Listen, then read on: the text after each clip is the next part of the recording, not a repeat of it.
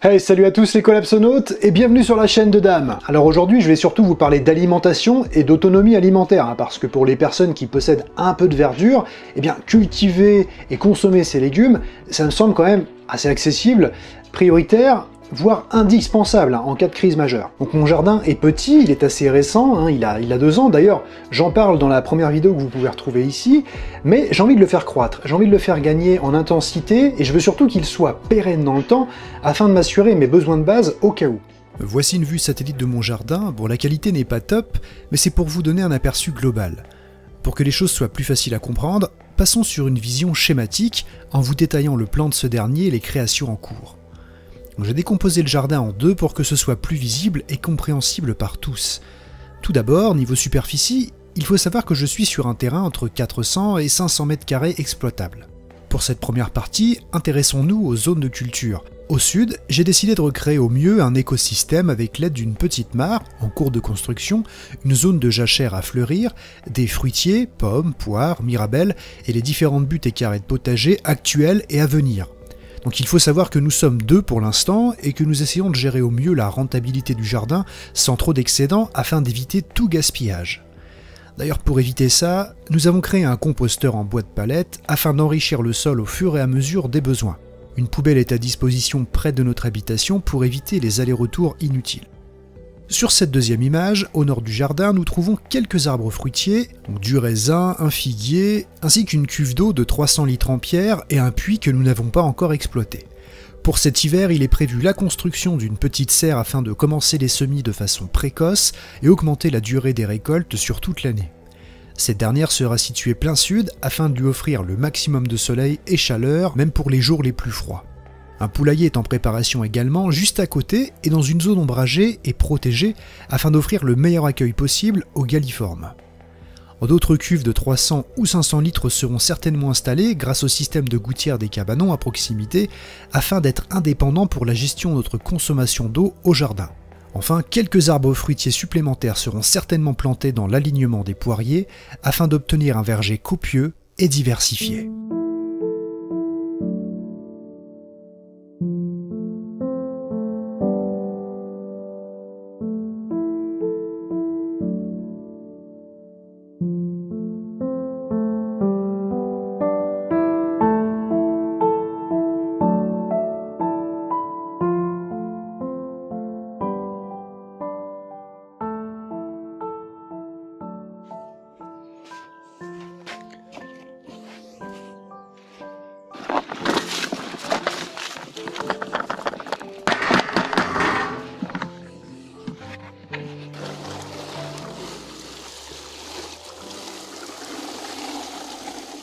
Bon les amis, je pense qu'il est temps de vous parler de l'actualité du potager, après vous avoir montré un petit peu sous un format simplifié, grâce au schéma que j'ai fait avec Photoshop, pour que vous ayez un petit aperçu du jardin dans son ensemble. Voilà, je vais d'abord commencer par ce qui ne va pas au jardin, ce qui n'a pas fonctionné, ce qui ne fonctionne pas, les erreurs et puis les échecs du moment. Ensuite, je vais vous parler bien sûr des choses qui vont bien, heureusement. Et pour terminer, on parlera un petit peu, on va se projeter dans le futur, en imaginant comment s'adapter en fonction du climat par rapport à une situation post-effondrement. Donc le but de tout ça finalement, eh bien ça va m'aider à m'améliorer, à partager aussi mon expérience avec vous, comment dire, partager cette aventure, et puis essayer de construire un monde différent de celui qu'on connaît, comme je vous l'ai déjà dit, avec une alternative grâce à la permaculture, grâce à l'écologie, grâce à un monde plus sensible, plus sain, plus juste. Donc ce qu'il faut déjà savoir, c'est que là on est fin mai, que les températures ont été plutôt fraîches, là il commence à faire bon, mais on a eu beaucoup de vent, on a eu aussi des intempéries, on a eu pas beaucoup de pluie malheureusement, le soleil s'est pointé mais pas souvent et on a eu beaucoup de temps gris, donc malheureusement manque de luminosité pour les plantes, pour leur croissance. Et du coup j'ai eu quelques petits soucis parce que j'avais des poivrons que j'ai repiqués juste à la fin des seins de glace, ainsi que des courges, butternut. Malheureusement, eh bien, ça a été une catastrophe. Elles sont littéralement pourries, en plus de s'être fait manger par les limaces et par d'autres vers, d'autres insectes. J'ai eu aussi un petit souci avec mes courgettes et mes concombres qui étaient en godet, qui étaient en train de pousser tranquillement. Malheureusement, je les ai laissés à l'extérieur parce qu'il faisait plutôt bon, mais il y avait énormément de vent. Et le soir, quand je suis venu au jardin pour les arroser, et ben en fait ils étaient un petit peu sur le côté, ils ont dû se prendre une bourrasque de vent et ils sont morts. Donc j'étais un petit peu dégoûté, mais je me dis que ça fait aussi partie du jeu et que du coup il faut s'adapter au climat, il faut s'adapter aux intempéries, on n'est pas maître de tout et fort heureusement.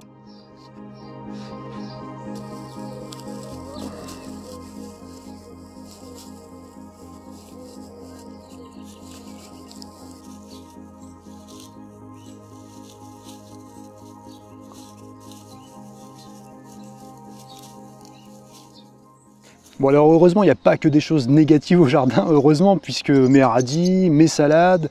mes poireaux, mes tomates sont en train de pousser, j'ai même ressemé des tomates directement sur une butte, hein. J'ai eu envie de tenter l'expérience. Alors je crois que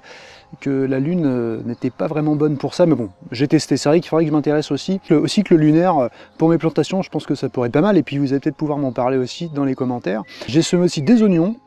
parce que là où j'ai mes poireaux perpétuels, je vais aussi essayer de mettre des cultures pour repousser au maximum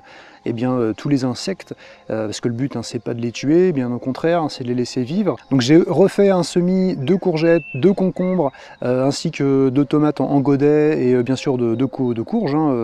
qui s'étaient fait manger par les limaces. Je me dis qu'il est pas encore trop tard, là on est fin mai, j'ai encore à peu près un mois pour qu'elles sortent et que je puisse les repiquer d'ici le début de l'été, pour en profiter un maximum sur toute la période estivale. J'ai aussi ressemé des poivrons, parce que bon, les 3 étaient morts alors qu'ils étaient bien partis, c'est dommage, mais ça fait partie du jeu, c'est comme ça. Puis de toute façon, là j'ai quelques petits trucs à vous montrer que j'ai récupérés, parce que le but de cette chaîne, c'est de se servir le moins possible finalement de ce que nos sociétés nous proposent, puisque je pars du principe que l'effondrement dit qu'on ne peut plus bénéficier des avantages de notre société de consommation et qu'il faut faire avec la débrouille avec le système D. J'ai un collègue qui travaille le bois qui a été bien sympathique de me donner des chutes, il est en train de faire une terrasse et du coup au niveau de ses rambardes, il m'a donné des toutes petites planchettes de sapin, il y en a une quarantaine, donc je vais pouvoir les assembler et ensuite en faire des petits carrés. Et pour ça, j'ai eu la chance de récupérer aussi chez lui ce genre de choses, voilà,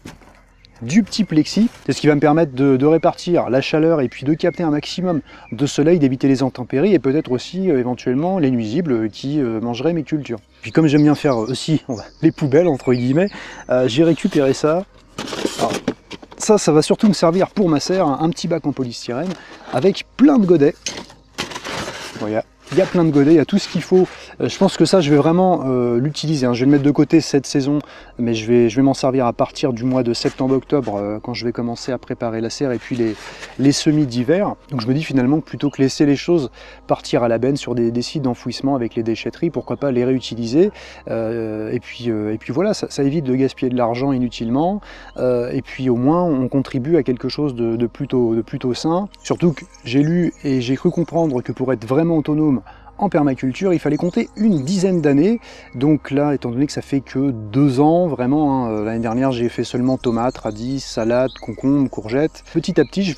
vais apporter des choses, et il y a certainement des cultures qui vont demander plus de dextérité, une plus grande attention, je pense notamment aux asperges. Je ne sais pas si j'en ferai, mais je sais que l'asperge, c'est très long à cultiver. Aussi réfléchir à comment allier ou ne pas mettre certains légumes ou fruits ensemble, parce qu'il y en a certains qui ne s'accordent pas bien. Donc tout ça, c'est une réflexion à avoir. Pour l'instant, ça fonctionne pas trop mal, malgré le fait que les intempéries m'ont joué des tours.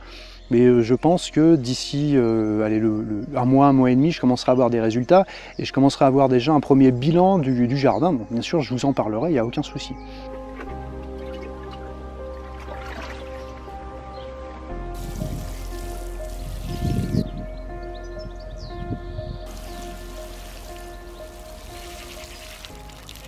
Je pense que maintenant il est aussi temps de parler de notre adaptation au jardin en fonction du futur climat par rapport à l'effondrement. Il y a une personne qui m'a laissé un commentaire sur la chaîne lors de la première vidéo que j'ai trouvé très intéressant. Il parlait bien entendu du système de santé. Et c'est vrai que personnellement, si nous n'avons plus accès aux soins, si nous n'avons plus accès aux vaccins, nous ne pourrons plus progresser, croître et nous émanciper, puisque nous n'aurons plus la force, admettons, d'aller au jardin, nous n'aurons plus la force de travailler et puis de se déplacer parce qu'il y aurait des vagues de chaleur importantes qui nous empêcheraient de rester sédentarisés. Du coup, le fait de pouvoir se nourrir et d'avoir une hygiène alimentaire saine,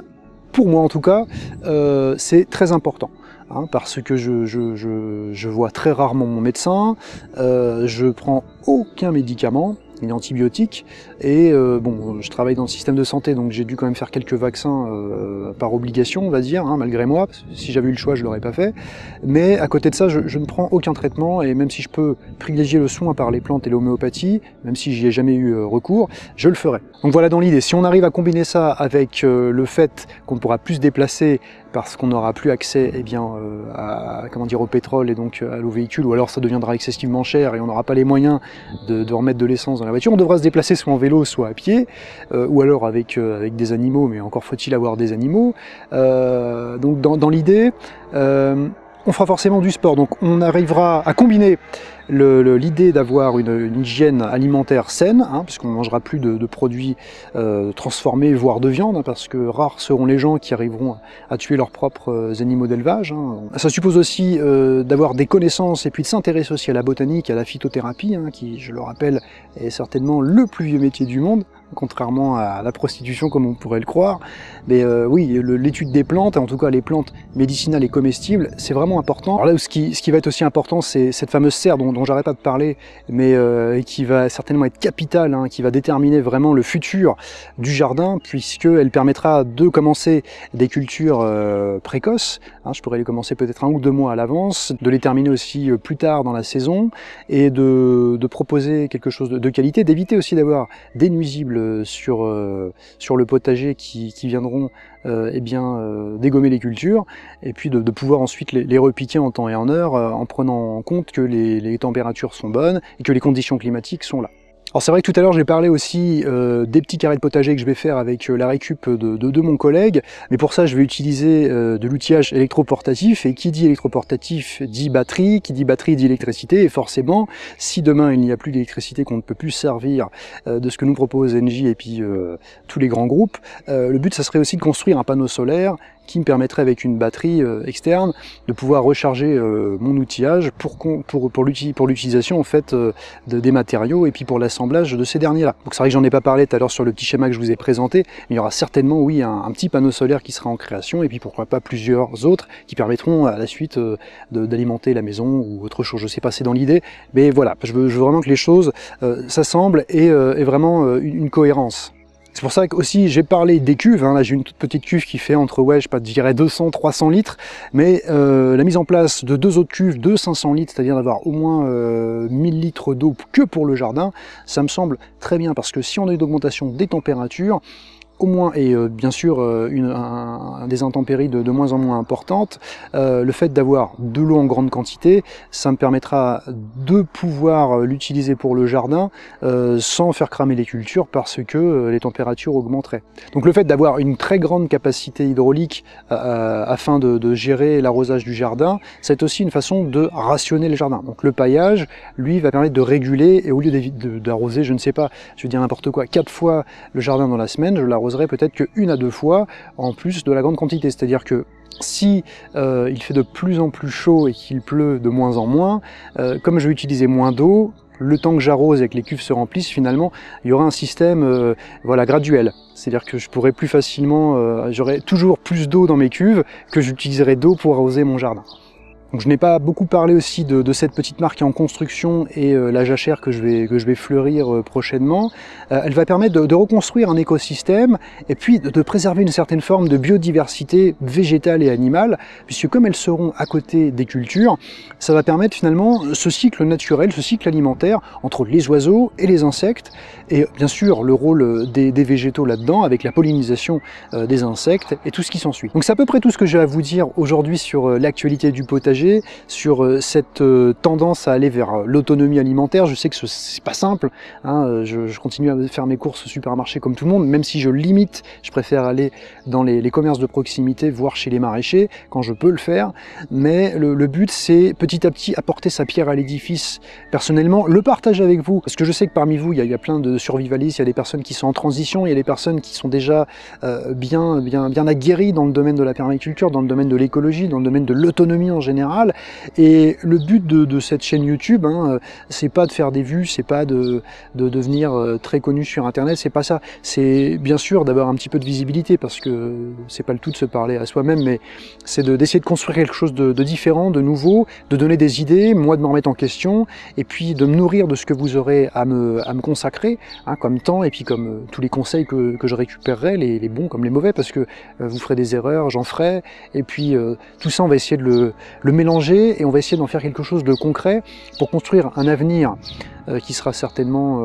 peut-être plus joyeux. Enfin, moi, je sais pas, je suis très optimiste, même si je sais très bien que les choses risquent d'arriver et risquent de ne pas être tout à fait rose pour tout le monde, et peut-être que je serai plus là, hein, cette vidéo qui est en train de sortir, là, peut-être qu'elle sera un peu comme une bouteille à la mer, j'en sais rien, et qu'elle servira peut-être à rien, elle sera oubliée dans les fins fonds d'internet, ou elle servira peut-être à quelqu'un, j'en sais rien au final, mais j'ai envie de partager ces moments-là, parce que moi ça me fait plaisir de toute façon de travailler de cette manière-là, et de refaire des choses simples. Même si je suis dans mon jardin et que je parle à une caméra et qu'il y a des personnes qui me voient, je me dis que ça peut servir et que ça peut donner envie à des gens de changer de mode de vie et tout simplement d'être heureux. Bon, bah écoutez, moi je vous donne rendez-vous pour la prochaine vidéo de comment vivre avec l'effondrement. En attendant, eh bien, portez-vous bien, mangez sainement surtout, faites du sport et puis soyez heureux, allez, c'est bon pour la santé. Allez, ciao, c'était Dame.